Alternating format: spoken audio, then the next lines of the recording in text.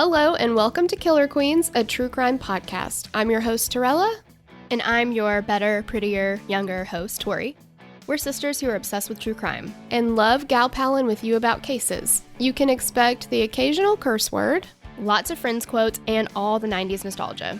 To get in on the conversation, check us out at killerqueenspodcast.com. You can also find us on Instagram and Facebook at Killer Queens Podcast, and we're on YouTube at Killer Queens, a true crime podcast. Okay, y'all, grab your Capri Suns or your Surge and let's talk about some true crime. Sup, everybody? Welcome back. We approached that two completely different ways. Yeah, we did. Both, I think, are fine. Yeah. It's just Not tomato, great, but fine. tomato. Sure, Yeah. sure. Yeah. So, welcome back to Killer Queens. I'm Torella. I'm Tori. And we're so glad you're here. Yes, Oh my very, God, very welcome. glad. Yeah. Yeah, so before we jump into today's case, as always, just want to let you know about our Patreon. bonus episodes on Patreon. You can join and get our extra show murder mixtape once a week. You can also get episode by episode coverage of docuseries. One that I always forget to mention that we've done in there. So right now we're doing the Jinx. By the time this drops, we'll be done with the Jinx. Mm-hmm. I always forget Don't Fuck with Cats. Mm-hmm. And that was one of the bigger ones that we did too. We always refer to or talk about body moving. So how we forget that is kind of crazy. Yeah, we talk about body moving a lot, actually. So, yeah, so we've done a bunch of stuff in there. We got some cool perks in there. You can get a ringtone. You can get all kinds of stuff. So, It's worth a little look-see. yeah, head over there if you want, if you need some more episodes. And then, of course, we have our new show, Oh Snapped, which is episode by episode coverage of Snapped, starting from season 1, episode 1. Yes. Check it out. So you can get 4 episodes a week. Bower. 4. Do you want to go ahead and get into it? Yep, let's do it. All right. This case was requested by Megan Sills. Hey, girl, thanks. Mm-hmm. It's Josef Fritzl. What a piece of shit. Yes, absolute piece of shit. Thank you also to Sloan for the research. Love you, girl. Love you, girl. On April 19th, 2008, at 7 a.m., a phone call was made to emergency services in Amstetten, Austria. A disclaimer, we are from Tennessee. We are southern as hell. Yeah, so we're going to do the best we can here. It's not going to sound pretty, I don't think. And luckily Sloan knows this and went ahead and did go ahead and type out the pronunciation, but it's guaranteed that we're going to fuck that up too. So, Yeah, totally. So she did what she could. Don't blame it on Sloan. yes.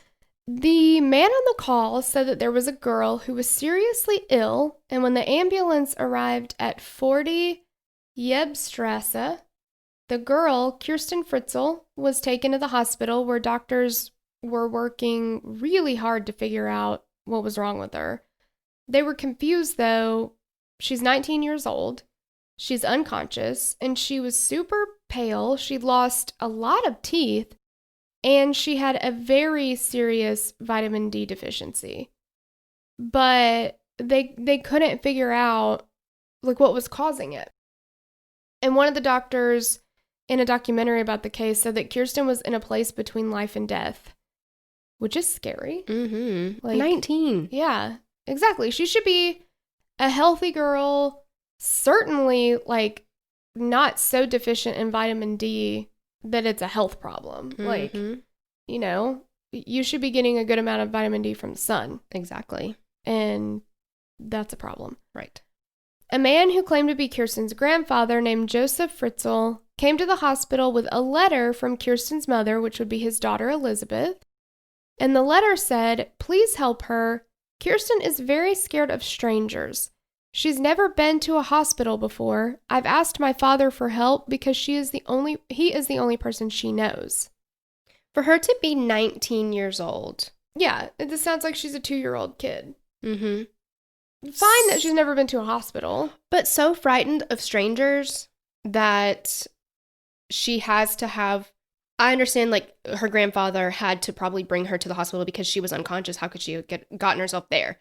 But to have to do this explanation of like, well, look, she is so frightened of strangers and she's never really been anywhere before. Yeah, how are you 19 and her grandfather's the only person she knows? Exactly. That doesn't make any sense at all. No. And also, I mean, the fact that we have a new letter from the mother is very confusing because according to Josef, his daughter Elizabeth had abandoned the child with him, and that this was actually the fourth child she'd abandoned with her parents. He told the doctors and the police that Elizabeth had run away to join a religious sect or cult 24 years ago. But I guess she frequently stops by with letters. Yeah. Based on what is happening in their lives. And it had to have been that day because Kirsten is in a very... She's in distress. Yeah. So obviously it's not like you came by 6 months ago and like... Just in case, here's a letter. Yeah, sent a letter about if she ends up at the hospital. Like, she said, I sent my father to help her. That implies that you know she's in the hospital. So that doesn't make any sense. No. Chief Investigator Franz Polzer said that the police decided that they needed to work on finding Kirsten's mother. They wanted to question her about the possibility of criminal neglect. Makes sense. Why in the heck are all her teeth falling out? Exactly. She's not Charlie from It's Always Sunny. Exactly. They searched schools, they talked to social services, but there was no sign of Elizabeth having been anywhere in the past 2 decades. On April 21st, the doctors were no closer to figuring out what was wrong with Kirsten, so they decided to make a public plea on the TV to try and get Elizabeth to show up. So they did like an interview with a news station, and they were just like, we don't know what's wrong with this girl. We need to make a diagnosis. We need to get her the proper treatment, but we don't know specifically what we need to diagnose her with or treat. We need to talk to her family. We need to talk to her mom, find out what's been going on, what may have caused this. Please contact us. And they were like, you won't be in trouble. Like, we're not trying to turn you in. We're just trying to ask questions so that we can help your daughter. Mm-hmm. Okay, guys, just to let you know, we've got some neighbors cutting their grass, so I'm going to try to remove that sound from it, and we'll see what we can do. Yeah. Sorry. The police then decided to go to the Fritzl house and take DNA from the entire family, including the other children that were abandoned by Elizabeth. So they thought that what they could do was find the father or fathers of Elizabeth's children. Maybe they would be, in the system. Maybe they had committed a crime at some point and they could track them down just to try to get some more information. The only holdout, though, was Josef. He just kept saying he was too busy to give a DNA sample. He just had, too much going on. So he was like, yeah, no, I'll totally get to that. Let me call you later. I gotta check my calendar. Isn't a DNA sample as easy as swabbing your cheek or something? Mm-hmm. He's like, yeah, I'm not gonna be able to squeeze that in today. I'm so sorry. I don't even have time to breathe. I didn't even pee today. Right.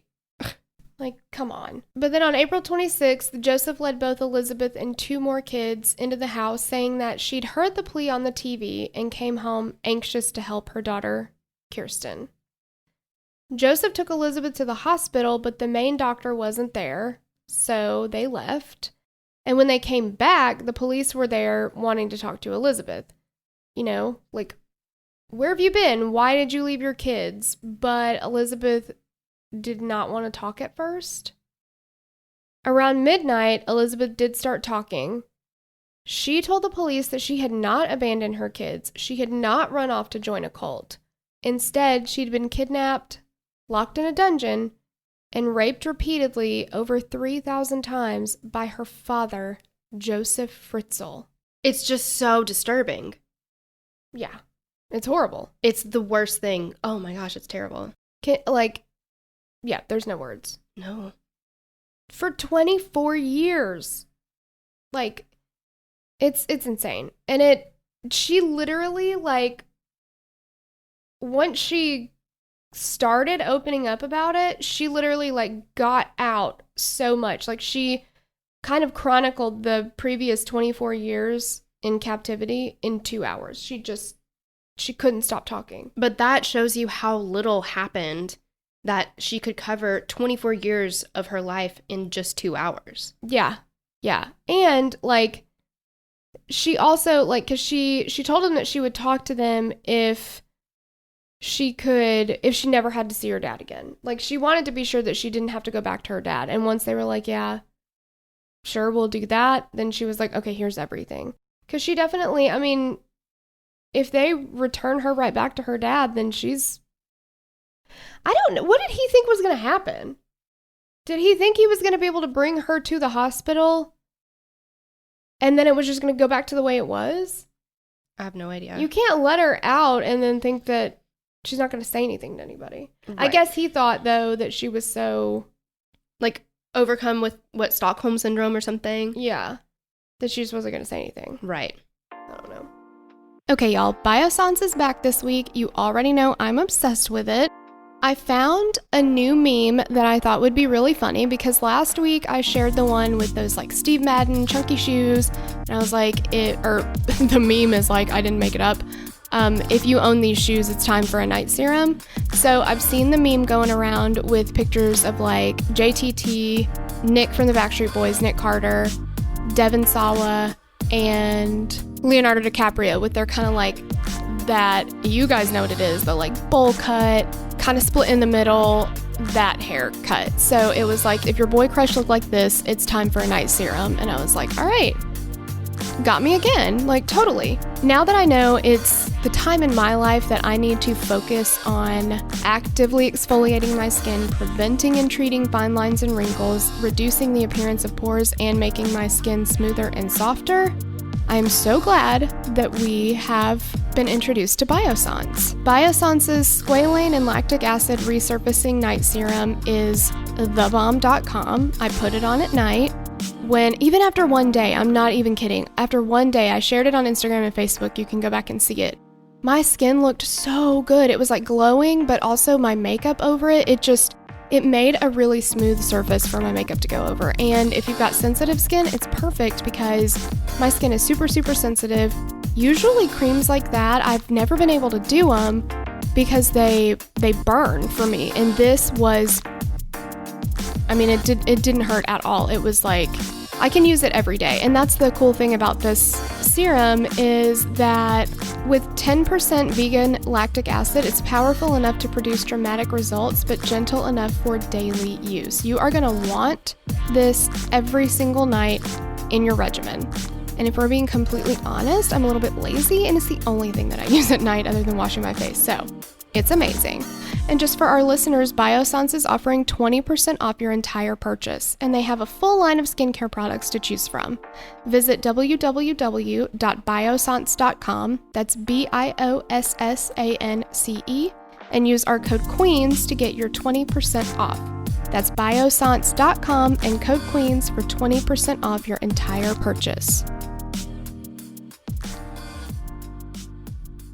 So, in our mixtape, if you ever listen to those, this is where we go back to the beginning, and we always play the Hillary Duff Come Clean. Oh, yeah. Because it's great. Because that's our taste in music. It's fitting. But we won't play it here, just telling you. So, we're going to go back to the beginning is why I said that. Josef Fritzl was born in 1935 in Amstetten, Austria. He grew up poor, and by the time he was 4 years old, his mom had thrown out his father, a no-good scoundrel and a cheater, according to a statement by Fritzl. After that, it was just 4-year-old Josef and his mother. She was said to be a strict disciplinarian that frequently beat young Josef. However, Josef was growing up in Nazi Germany, where this kind of strictness and discipline was expected. In a statement from Josef, he said his mom taught him discipline, order, and diligence. They were poor, but according to him, his mom was strong. There's always like a mommy issue with men who do stuff like this. Oh, definitely. You know? There's like something there. Something goes wrong.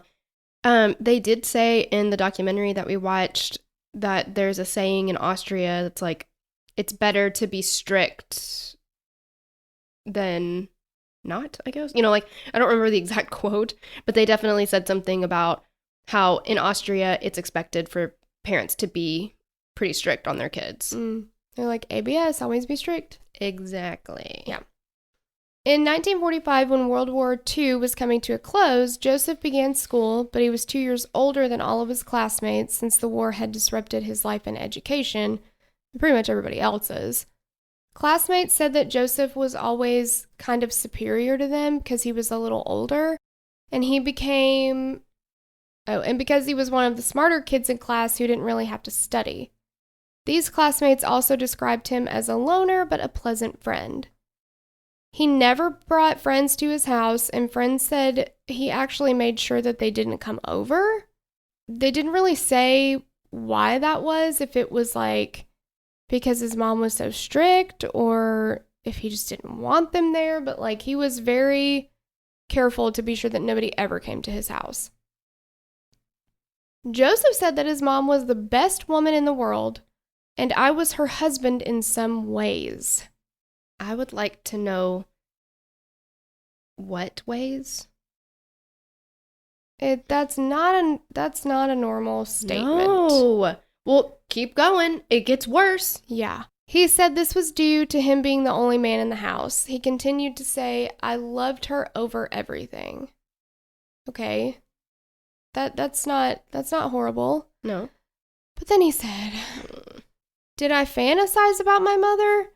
Probably, but I was strong and I suppressed my urges. Ugh. So it's safe to say that from an early age, Joseph's views of family members is fucked up. Yeah. Incest is like not a problem for him. NBD. Yeah. No big deal.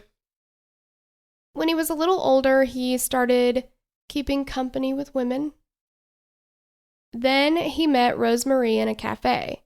He said that Rosemarie was nothing like his mom. She was weaker and shy, but there were some similarities. So is he like only looking for somebody like his mom? It sounds like it. Yeah. He's like, well, she'll do. She has some similarities to my mom, which is what I'm looking for. Yes. And like, I don't know, I guess if you have a parent that you admire, you might want to find somebody like that, you know? Like somebody who exhibits the same positive traits that a family member that you care about and admire has, not like, oh, I hope she's sexy like my mom. Exactly, yeah. Like, you follow that. This comes after what he's already said about his mom, where there's definitely some very strange sexual desires and tensions there. It's like, ugh, gross. Yeah, he takes that and makes it disgusting. Absolutely. 1 week after they met, Rosemary brought Josef home to meet her parents. Her sister, Christine Ranner, said that Rosemary was a quiet girl and Josef was her first boyfriend. She said that he made a good first impression, though. He was friendly, nice, and young, but over the years he started changing. He told both Rosemary and Christine that they should stop eating because they were already too fat. Oh. Yeah, he's even going after her sister. Like, come on. Okay. Within a year of meeting, 17-year-old Rosemary and Josef were married and moved into Rosemary's parents' house with Christine as well. Great. Yeah, she's like, awesome. I get to have somebody monitor how much I'm eating. It's like on Friends when Rachel's sister comes into town and she's like always on Joey about eating. And she's like, a minute on the lips, forever on the hips. And Joey's like, I'm curvy and I like it. But not as funny. Yeah, right. No. Josef started working at a steel company where he would, quote unquote, work late.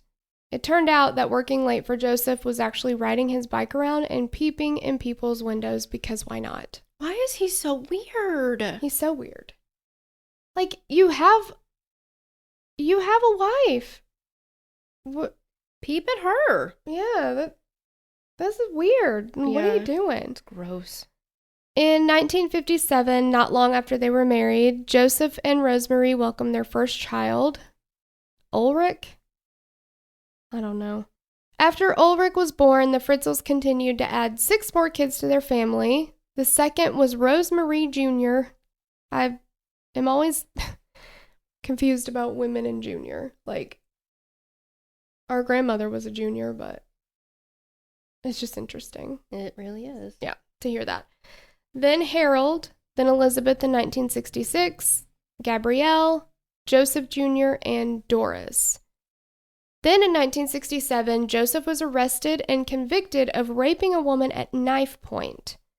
He was sentenced to 18 months, but only served a year.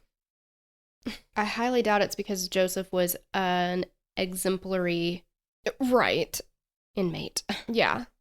It's like, we're tired of you, get out of here. Exactly. When he was released in 1968, Rosemary forgave him and you took keep him going back and forth between Rosemary and Rosemary. Which one is it, Torella? Did I? The whole time you've been doing that. What did I do this time? Rosemary. I did? Yes. It's Rosemary, right? Yeah. Yeah, okay. I'm sorry. I didn't know I was doing that. It kind of looks like Rosemary, but my brain is just mush. Overriding anything that I think I'm doing. Or like my mouth is overriding what my brain is thinking. I don't know. Wow, I didn't know I said Rosemary at all. It's interchangeable. Sorry. Look, she's gonna get it together. It's gonna be fine. No, absolutely not. It's getting worse, in fact. This is the second episode we've recorded today, and I did not do names good in the first one either, so it's...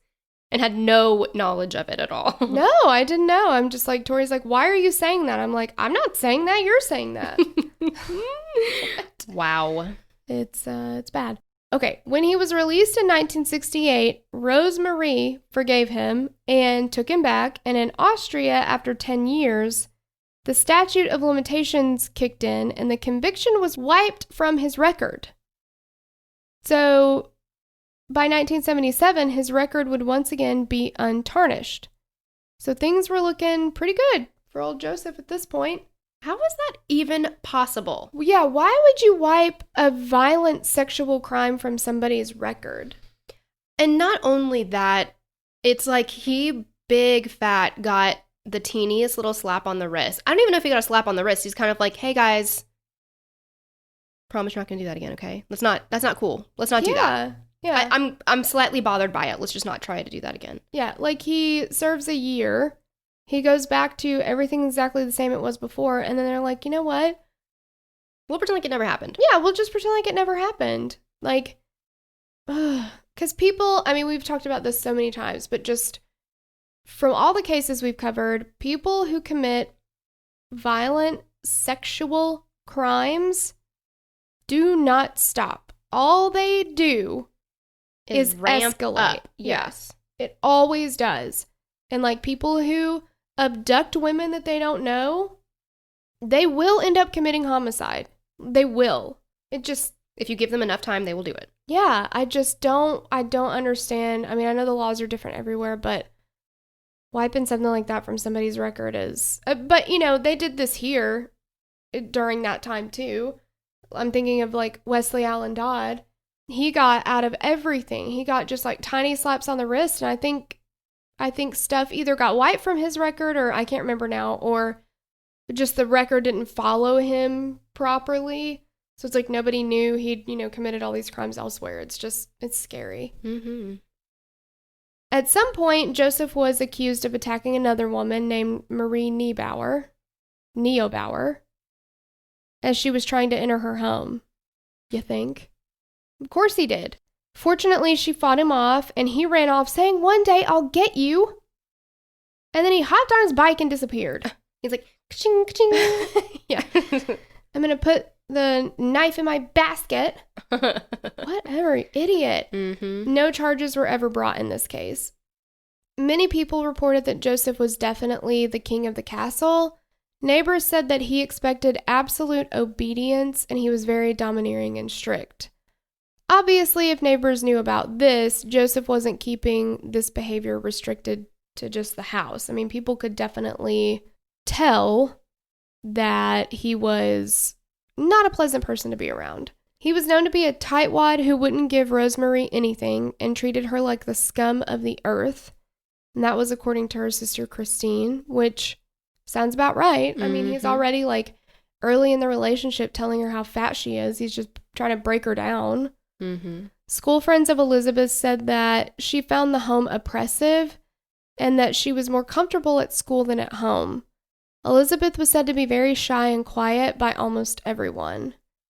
And she didn't like leaving school for the day. That's so sad. Like when a child desperately needs school to get away from abuse at home. It's so sad. It is.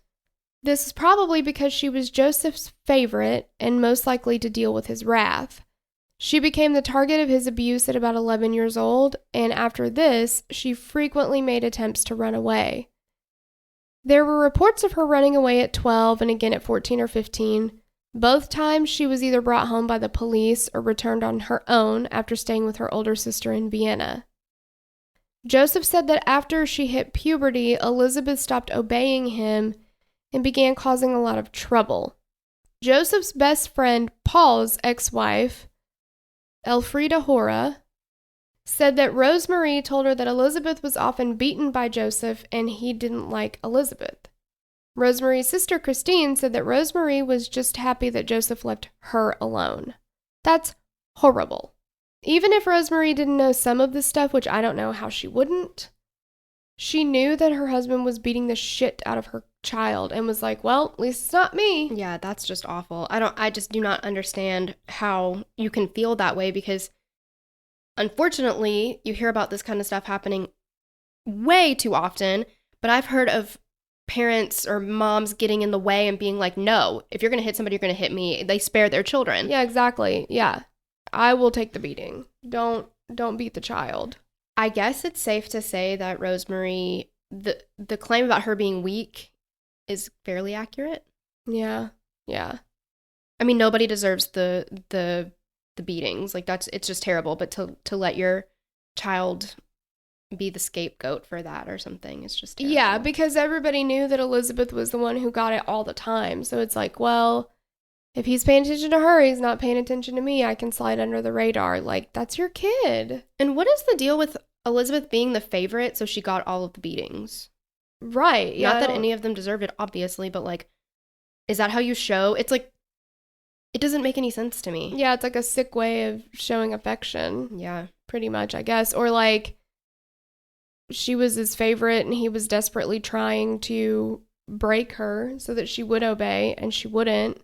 So he would beat her into submission, I guess.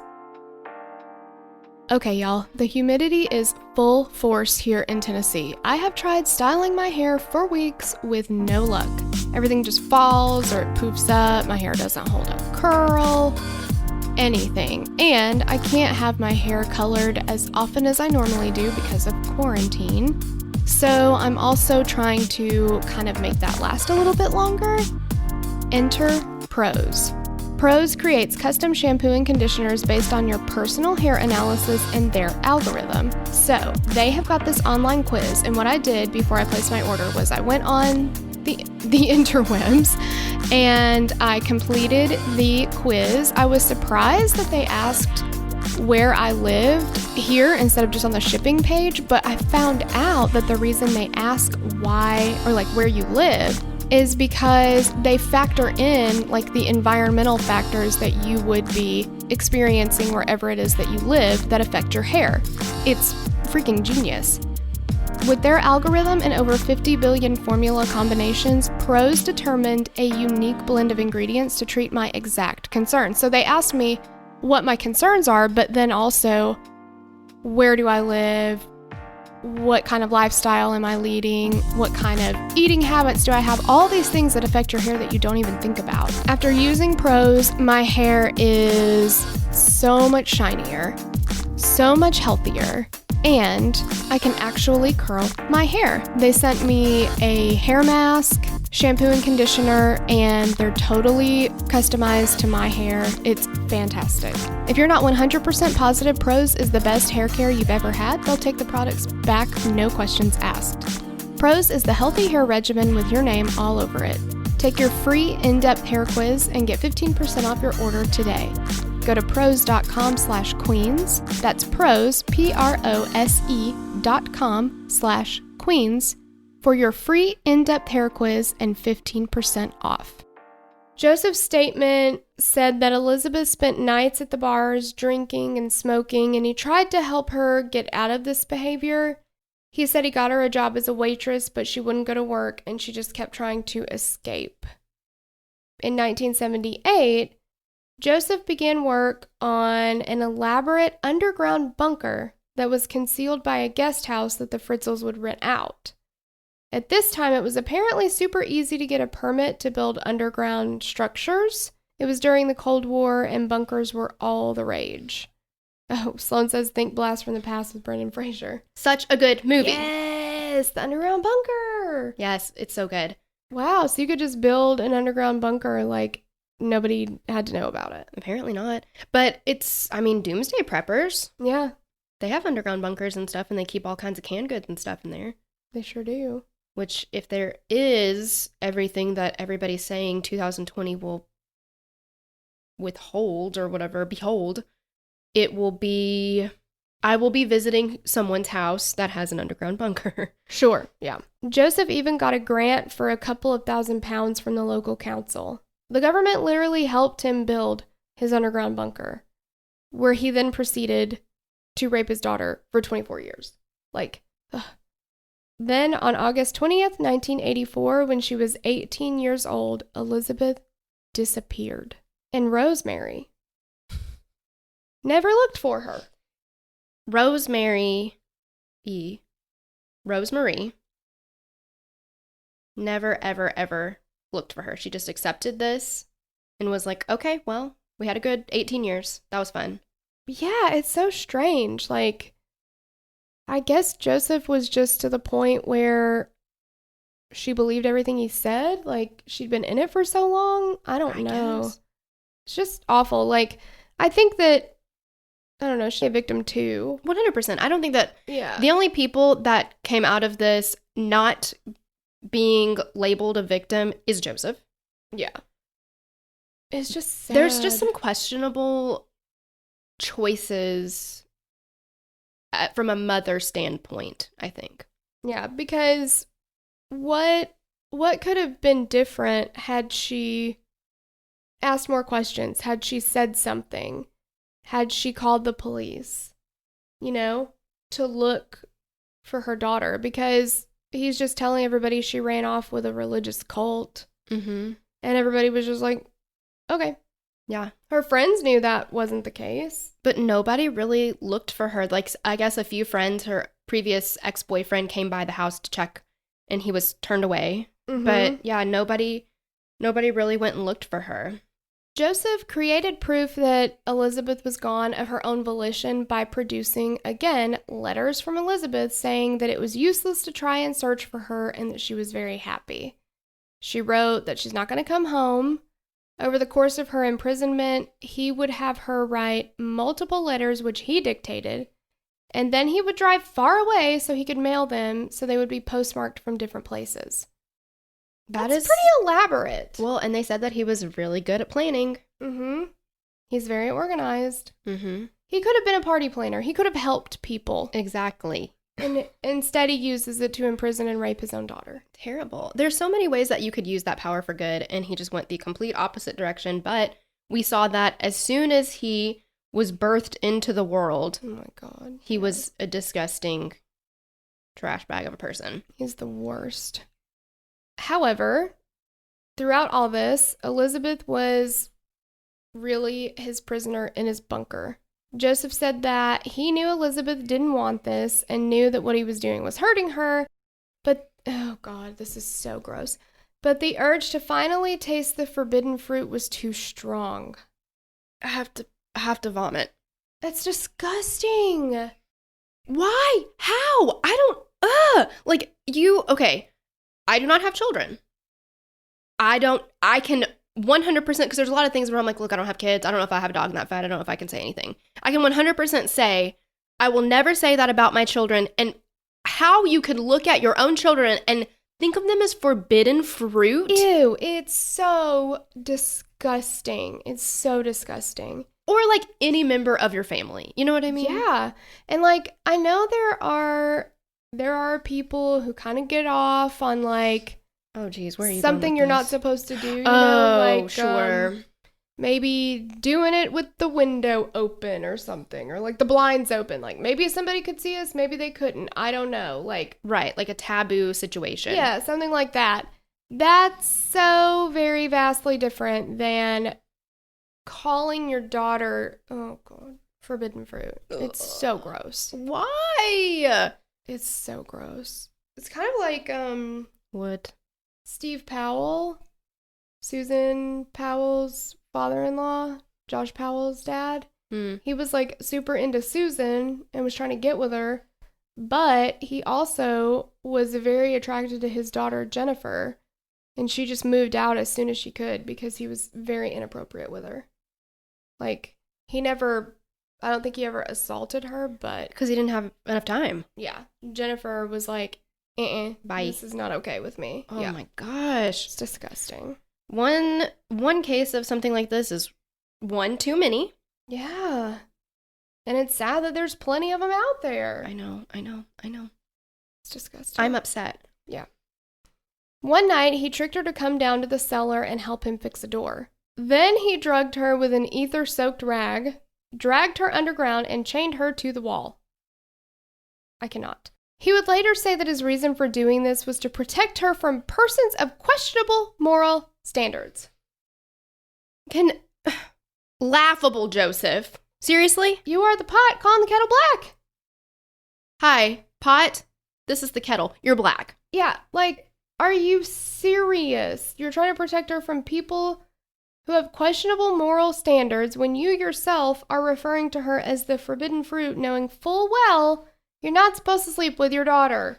And if that was in any way something that you weren't sure about, the fact that you had to drag her, and chain her to be able to do this, probably some indication, right? Yeah, here's your sign. Exactly. Oh, remember that? Okay, Yeah. billing ball. I know. It's also, I feel like what Joseph was trying to achieve here was one of the prizes on Superstar, a chance to be in a movie with positive moral values. Oh, yeah. It's Yeah. like, no. Is it though? No. Elizabeth would spend the next 4 years alone in the dungeon with her only visitor being her father, who would come down to rape her every few days, but otherwise didn't really talk to her. I mean, what did Rosemary think he was doing down there? Like, hey, I'm gonna go to the basement for a while? You're never allowed to come down here? Mm-hmm. Like, what's he doing in there? Maybe I'm just too nosy, but I'm like... Well, and I don't know if this is going to be brought up later, but in the documentary that I watched on it,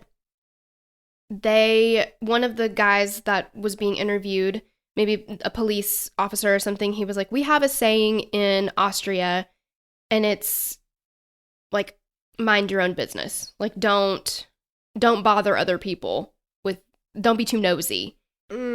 Yes, maybe a cultural thing. Yes. I mean, at that time, too, probably like, I mean, even, here, it was a lot of women don't ask questions. The man's the head of the household. You do as you're told kind of thing. Mm-hmm. So I would not have been a good 50s housewife. But I mean, let's talk about, we haven't discussed him, I don't think, at length or anything, but Richard Kuklinski.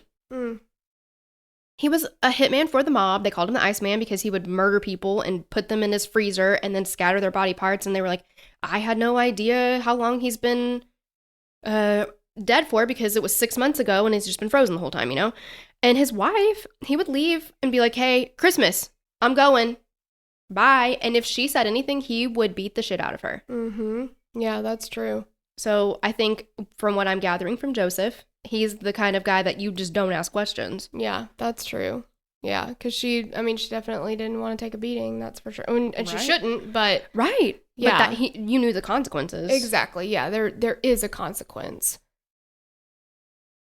In the beginning, he kept her wrists chained together, or he kept her chained to the bed so she could barely move, but after about 9 months, he stopped chaining her because that was getting in his way when he would rape her. Because it needs to be convenient for him, for the raping. Well, I mean, I, again, think it's safe to say that Joseph looks out for number one. He's on a whole other level. I cannot stand him. Over 100 tenants would come and go from the rented rooms in the next 2 decades. None reported hearing anything more than some knocking, which Josef explained as the new broiler he'd recently installed. The only other reporting was that a tenant's dog was preoccupied with the floor, and he would frequently bark and snarl at it or just stare at it. It was only with hindsight that the tenants really began to realize that they'd been having parties and living their lives directly above Elizabeth and her children. They said that they were not allowed in the cellar, yard, or garden and were not permitted ever to take any pictures. That is very suspicious. Right?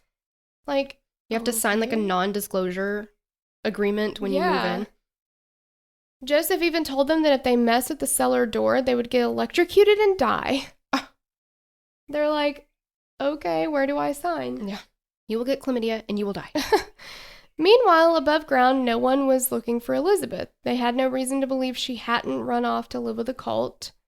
Then, on her 19th birthday, the searching really ceased because Austrian law says that at 19, a person is allowed to go anywhere they want, so they were no longer allowed to search for her. That is mind-boggling to me. Yeah. How many people do they have that are missing that have never even been looked for? Because they don't want to get in other people's business. Yeah, and like, if they'd looked, they could have found her. She's right there. They could have found her, but like, there's people that have gone missing that are now dead, and like, you wouldn't even know that they're dead because nobody looked for them. Exactly. It's very sad. Like, you can 100% be abducted and taken against your will over the age of 19. Yeah, like, even as an adult. Yeah, it's very strange. After 4 years of being alone and forced to participate in her father's twisted sexual fantasies, in 1988, when Elizabeth was 22 years old, she gave birth to a baby girl named Kirsten. She did this alone, no medical treatment, no midwife, no nothing, with only a pair of dirty scissors and a 1960s book about childbirth provided by her father in a cellar where she was held by her father, who was also the father of her baby. She had to give birth on her own. And cut the umbilical cord with a dirty pair of scissors. That's horrible. I've had 2 kids. I could not imagine doing that without medical help. Well, let's say, because a lot of times there are complications during labor and childbirth where maybe the mother or the baby or both don't make it and you need medical attention. Yeah. Yeah, because like my first delivery ended up being a C-section because the umbilical cord was wrapped around his little neck. Yeah, and he never would come down, so I could not have delivered any other way. They had to do a C-section. It wasn't coming out. Mm-hmm. Like, what would she have done? Mm-hmm. It's horrible. Do you know what I have a problem with, Torella? Where do we start? Oh, well, that was hurtful. Okay, sorry. I have something specifically that I want to talk about. Okay, what specifically do you have a problem with? Falling asleep. I cannot do it. It's impossible. I try, I'll sit there for a long time. I might even fall asleep and then wake up and not stay asleep. But I have something to talk to you about falling asleep. It's called SOM, S-O-M, sleep. It's a sleep drink in a small can. The flavor is delicious. I actually prefer the sugar-free one. It helps you fall asleep in as little as 30 minutes. So what you do is you crack one open, drink the whole thing down. 30 minutes later, you are sleeping like a newborn little baby. Oh man, that's amazing. It's drug-free, which means non-habit forming, and you wake up feeling refreshed. So if you guys want to get as good a sleep as I am and as good a sleep as a newborn baby, right now, Som Sleep is offering our listeners 15% off their order. So if you head to getsom.com, that's GETSOM.com, no E, and you type in the code QUEENS, you will get 15% off at checkout. Again, that's getsom, GETSOM.com, no E. Use the code QUEENS for 15% off at checkout. She would go on to give birth to 7 of her father's children. 7. Kirsten, 19 years old when they were released. Stefan, a year later, 18 years old. Felix, 5, and Michael, who died about 3 days after birth, were all confined to this dungeon with Elizabeth. However, Lisa, 15, Monica, 14, and Alexander, 12, were spared that fate. Instead, they were dropped off on the doorstep for Rosemarie and Joseph to raise, with a note from Elizabeth each time saying she couldn't care for them. To this day, nobody's sure why he picked these 3 middle kids for living upstairs, but it could have been as simple as overcrowding. Each baby that was abandoned on the doorstep came with a letter that was very detailed about the child's care up to the point of abandonment and inquired about the previous child or children. Lisa was left on the doorstep in 1992. In 1994, when Monica was 9.5 months old, she was left with a note that said, "I'm really sorry I have to turn to you again. I hope Lisa is doing well." It informed the Fritzls that Monica had been breastfed for 7.5 months and now she eats anything. But she likes bottles the best, but you have to make the hole in the nipple a little bit bigger. She was the second baby abandoned, and this piqued the interest of the Austrian press. Social services and neighbors all believed Joseph's tale, and they thought Elizabeth must be a terrible mother. Alex was dropped off in 1996, and Joseph called his best friend Paul to complain about these babies that Elizabeth kept abandoning with them. In actuality, Alex had been born with his twin brother Michael in 1996, but when Michael died after 3 days, Elizabeth said that Joseph burned the body in the furnace or incinerator and spread his ashes in the garden. Oh my gosh, this is awful. Since Lisa was dropped off in 1992, social services made over 20 visits to the Fritzl house and saw nothing that made them concerned. By this time, Joseph's 1967 rape conviction had been erased from the record. Social services was actually impressed by the fact that the kids were receiving such great care from Rosemarie. They were doing well in school, they were involved in the community, and were by all accounts normal kids. The elderly couple raising their abandoned grandchildren were receiving sympathy from everyone and looked at like they were heroes. It's just so horrible. It's awful. It's literally awful. They adopted Lisa but kept the other 2 as foster children because the state provides funding for foster kids. They would receive about 397 to 410 euros per child per month, depending on the child's age. And that's like $446 to $461 US. So, Joseph is getting financial aid from the government for the children that he helped create by raping his daughter, that he's been keeping locked in an underground bunker. Cool. No big deal. It's fine. That's fine. Sure. Okay, Dan. I guess he kept the bunker really well soundproof and... Well, and there were, from what I saw, it was elaborate how to get into this bunker. There were 8 doors that you had to go through. And the last door to get into the bunker was behind, like you had to move this like shelf, built-in shelf kind of thing, and it was this tiny little door that you went through. Like he really crossed his I's and dotted his T's, you know what I mean? Yeah, and like the social services people were there so many times and never knew anything was up. And he was obviously had to be really good at lying. Well, and like turning on some sort of a charm, because if he was abusive the way that everybody, said he was, like treated Rosemarie like she was scum, he had to have not been doing that in front of them. Like he could at least turn it off, because he knew that these people are going to put him in jail. Could put him in jail. To add another twisty elements to Joseph's evilness, because that's what we need. The decor in the rooms for the children upstairs was mirrored in the decor of the underground dungeon. He would also celebrate holidays with both of his families. The cellar/dungeon kids knew about the upstairs family because Joseph would frequently bring down home videos for them to watch. Elizabeth tried to make the best of a nightmarish situation and tried to give the kids a sense of structure and normality. Her lawyer would say that Elizabeth had lessons for the kids and taught them grammar, reading, math, and writing. He said that they were polite and educated. Bless her heart. Like, she's just doing whatever she can to just be like, everything's okay. You still need to learn. Like, I just can't imagine. What a good mom. Yeah. During the time that Elizabeth and the kids were trapped underground, Joseph's life continued unhindered. In 1998, he went on a 4-week-long trip to Thailand where he would visit brothels and have tons of sexcapades as well as massages on the beach in his Speedo. Gross. And shopping for clothes that were obviously too small for Rosemarie. Paul said that once Josef was shopping and saw him filming, and he yelled at him to shut off the camera, then told him the dress was for his new girlfriend.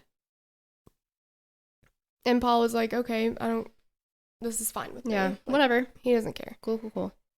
Well, and we know, I mean, you said gross about the Speedo. It's not Speedos in general because I know that in Europe, Speedos are pretty common. Mm-hmm. It's specifically Joseph in a Speedo. Yeah, don't want to see that. Nobody wants to see that. Yucky yuck.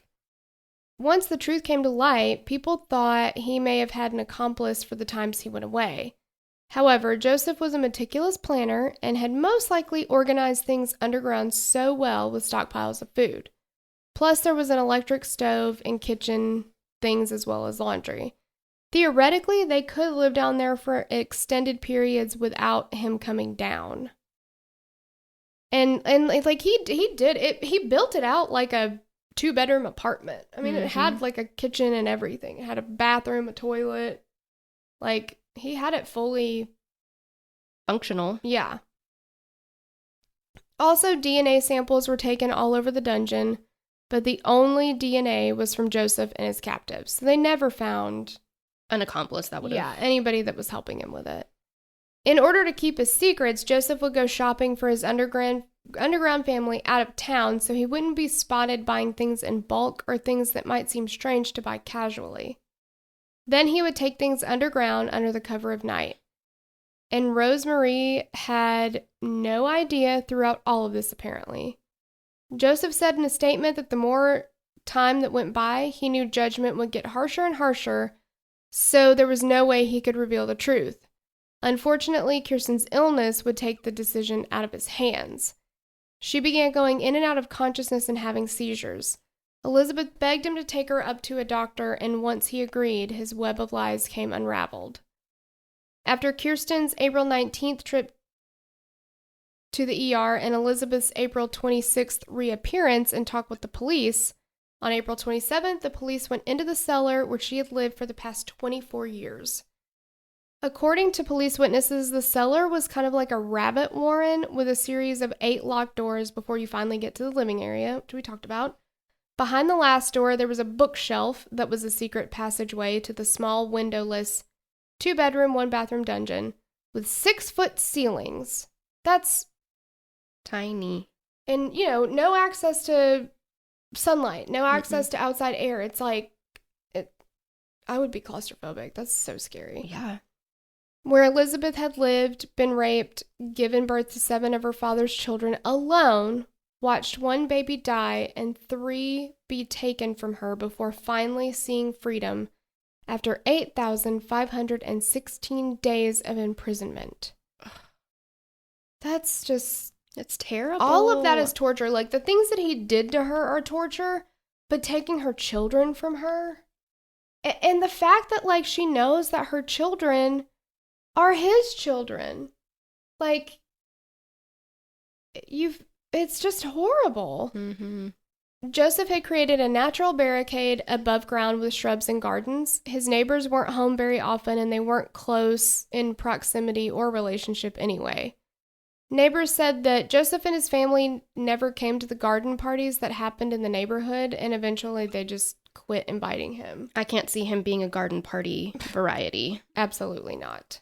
Mm-mm. Yeah, and everybody's like, I didn't hear anything. I mean, because the closest house was like, 3 gardens away, we said? So, yes. Yeah, there's plenty of room. And he had so many, like, shrubberies and trees and stuff around that you literally couldn't see. Well, and they said one of the neighbors was like, hey, why don't we cut this back some? And he's like, absolutely not. Yeah. Yeah, and they were like, okay. And the way he said it, they were like, we didn't bring it up again. It was obvious. After they were all freed, Elizabeth and the rest of the family spent time in a psychiatric hospital learning how to live normal lives. Elizabeth and the three children that had been abandoned had lived in the outside world, but Kirsten, Stefan, and Felix had never even seen daylight. Oh my gosh, that's so crazy. Elizabeth's lawyer, Christopher Herbst, said that they all acted like a typical family. The children from the dungeon were able to speak normally, walk normally, and generally looked normal. It was said that the first picture of the family could be worth at least $1 million, so the family was, once again, captive.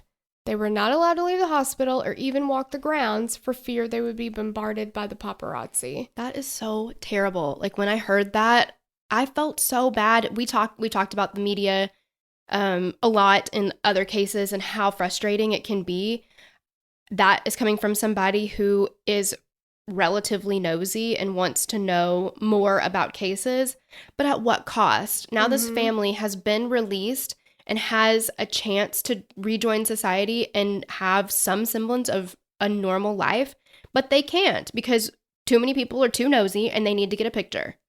Yeah, because they want to sell it. Like, you want to profit off of these people's private pain and continue to keep them captive when they've been prisoners for, Elizabeth, 24 years. Like, it's horrible. Elizabeth told of the struggles in her underground prison where she sometimes had to catch rats barehanded and poured water down the walls. Oh, and water poured down the walls. In the summer, it became a sauna. She said that her father would often punish her by cutting off the power for a few days, so she had to just live in complete darkness. Oh my God, this guy. Josef was also in prison 40 miles away, awaiting his trial. He showed little to no remorse for his actions and simply said he's very sorry for his family, but it can't be undone. I mean, what else is he supposed to do? Yeah, what happened. He hated that there was media coverage and that he was called a monster. Whatever. He dictated a statement to his lawyer where he disputed the claim that he was a monster because he said he was kind to his family. He could have killed him, but he didn't. Wouldn't a monster have killed them? Yeah, how can you call somebody a monster for doing just as little as what he did? Yeah, he didn't even kill anybody. Ugh. In trying to figure out how Josef was able to get away with this for all these years, people accused the police of incompetence, and in fact, the statute of limitations that wiped Josef's record clean after 10 years became such an issue that Parliament worked to change. In one of Josef's interviews with a forensic psychologist, he said that he is not a man who would molest children. It only started later, much later, when she was already underneath. But that's not true. That can't be true. He wanted to molest her, so that's why he put her underneath. And the fact that she was 18 when he started this, he still abused her whole entire life. He abused everyone his whole entire life. Yeah. But she's still his child. Like, it doesn't, I don't know, it's that splitting hairs. Like, well, I started when she was an adult. Okay, good for you. Right. Or, I didn't do that till she was already down there. So it's like, well, how'd you get down there? Yeah. Once I had this prisoner, it's like, well, what was I supposed to do? Like, of course I'm going to do that. Yeah, exactly. How did she get down there, dude? Like, she got down there because you wanted to molest her. Fucking idiot. Hate him. The psychologist said that incest can come from a person feeling like they have the right to do this because the child belongs to them. They're able to convince themselves that they aren't doing the child any harm, and you're the most competent person to do this because you know them best. That's disgusting. I hate it. On March 16th, 2009, Josef Fritzl appeared in court hiding behind a 3-ring binder he was using to shield his face.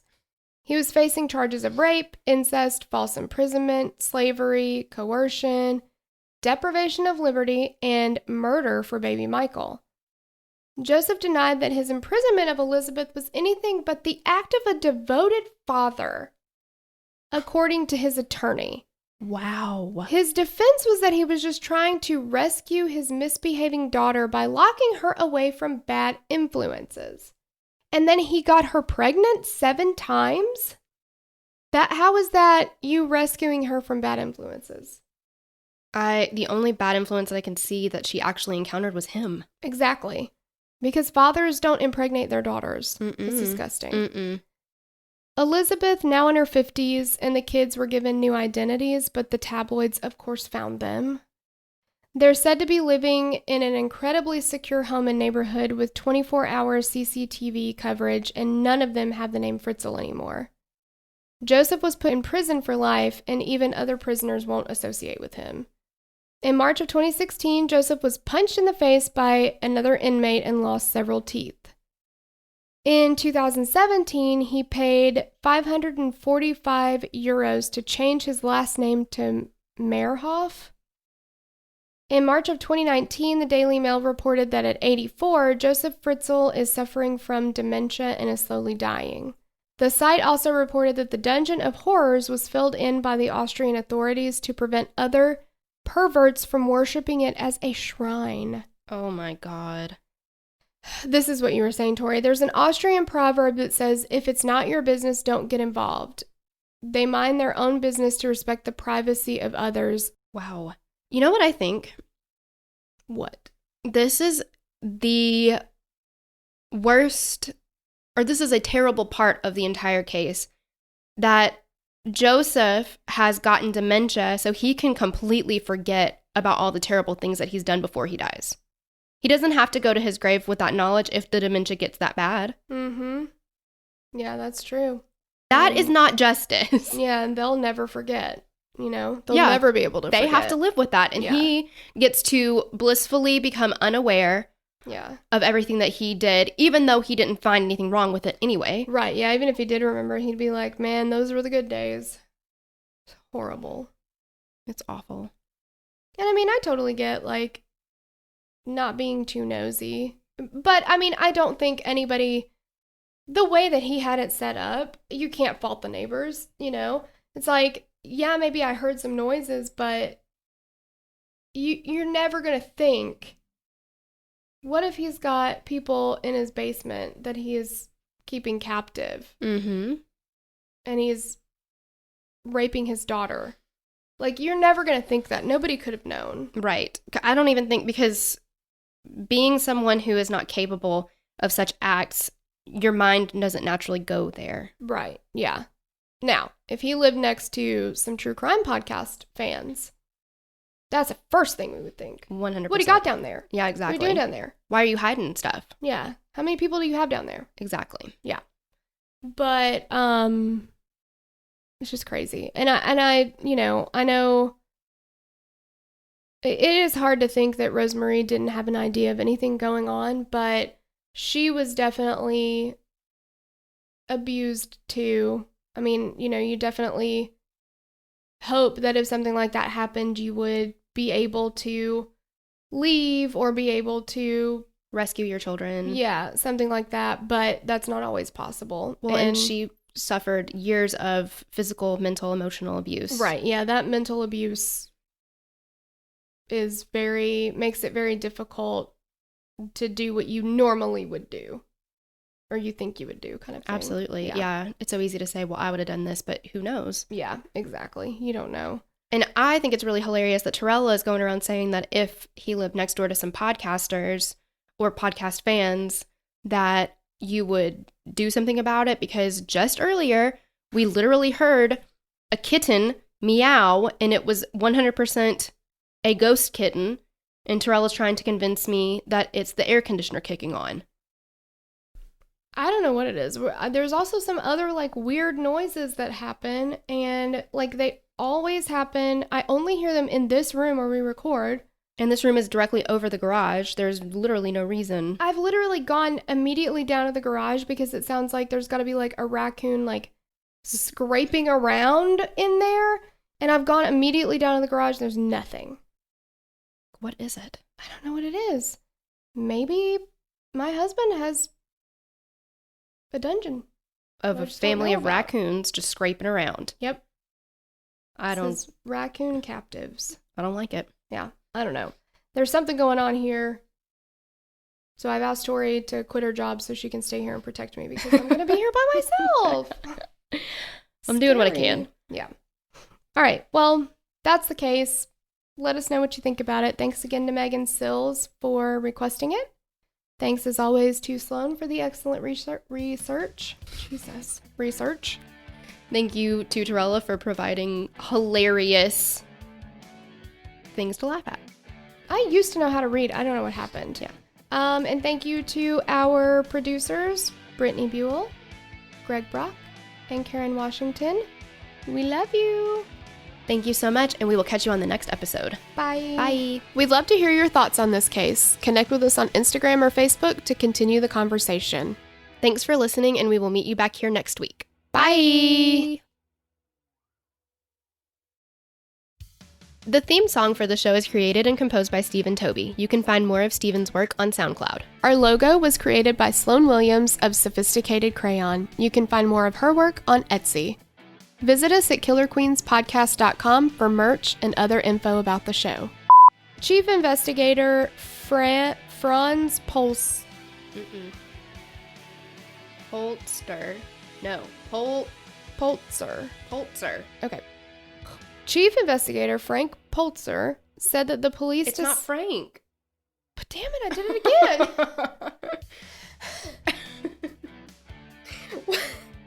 I was like, nailed it. Got it. Damn it. It's not Frank. Okay. Chief Investigator Franz Poltzer. No. Yes. I was like, what did I do that time? Sorry. I was like, did I fucking say Frank again? Probably.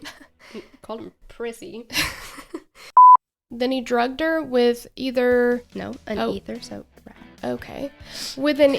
I was like, either a soaked rag or something. The fact that you're reading this when it's been confirmed that you can't read is crazy to me. I used to be able to read. Just do pictures for you. That would be better. Be like, oh, look. Here's Joseph with an ether-soaked rag.